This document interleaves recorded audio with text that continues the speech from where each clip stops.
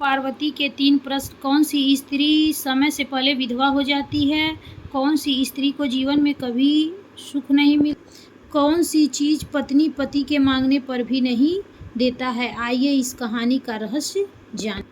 एक बार भगवान शिव कैलाश पर्वत पर बैठे थे तो माता पार्वती भगवान शिव से मिलने के लिए जाती हैं और कहने लगती हैं, प्रभु, जब मैं आपसे मिलने आ रही थी तो मेरी नज़र मृत्यु लोक पर पड़ी। वहाँ मैंने क्या देखा कि 3 स्त्रियाँ जो आपस में सहेली थी, उनमें से 2 स्त्रियाँ विधवा होकर के दुखी जीवन जी रही थी, जबकि एक स्त्री सुहागन होकर कि अपने पति के साथ सुखी जीवन की रही थी। प्रभु, यह बात मेरी समझ में नहीं आई, इसीलिए मैं आपसे निवेदन है कि आप मेरे इन प्रश्नों के उत्तर देकर मुझे संतुष्ट करने की कृपा करें।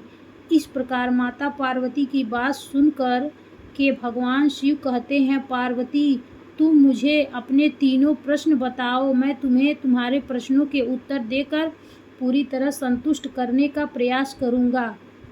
अब माता पार्वती कहती है, प्रभु, मेरा पहला प्रश्न है कि कौन सी स्त्री समय से पहले विधवा हो जाती है? मेरा दूसरा प्रश्न है, कौन सी स्त्री को जीवन में कभी सुख नहीं मिलता? और मेरा तीसरा प्रश्न है, कौन सी चीज़ ऐसी है जो एक पत्नी अपने पति को मांगने से भी नहीं देती? इस प्रकार माता पार्वती के प्रश्न सुनकर भगवान शिव कहने लगे कि पार्वती, तुम जिन स्त्रियों की बात कर रही हो, उनमें से 2 स्त्रियां विधवा होकर अपना दुखी जीवन जी रही हैं और वहीं पर एक स्त्री सुहागन होकर अपने पति के साथ अपना सुखी जीवन जी रही है।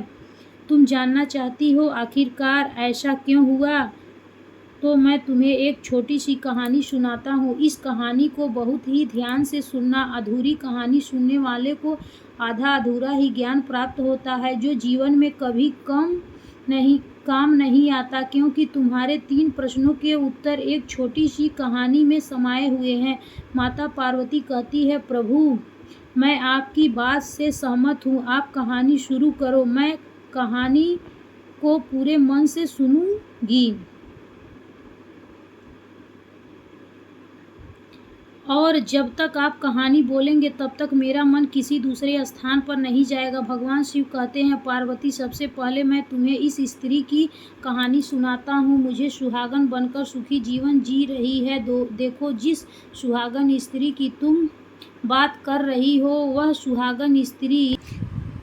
सुहागन स्त्री एक राजा के नौकर की पत्नी है और नौकर को अपनी पत्नी पर पूरा विश्वास और भरोसा है कि वह पतिव्रता है, जिसका महिमा वह अपने साथियों से मैं बार बार करता हूँ।